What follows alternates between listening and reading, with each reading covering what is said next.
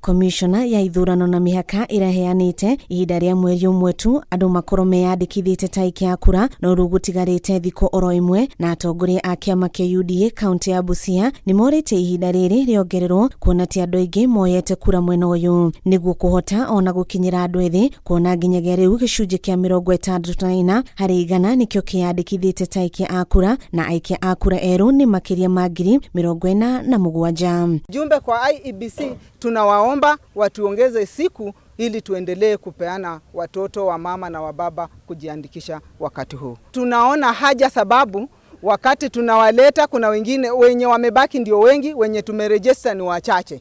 The target ya kusajili hatujafika because we are at 62% na tumebakisha around 1 or 2 days kumaliza hii nafasi.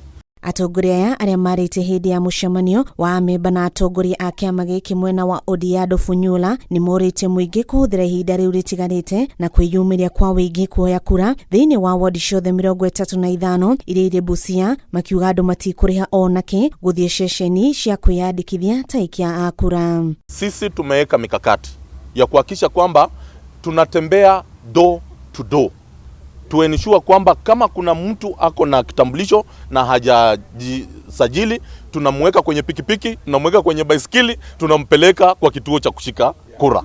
We want to do the registration of the new members because saizi we have over 420 voters in Busia County. Our target kama chama cha UDA ni kwamba William Samoei Ruto apate kura over 300,000 hapa Busia.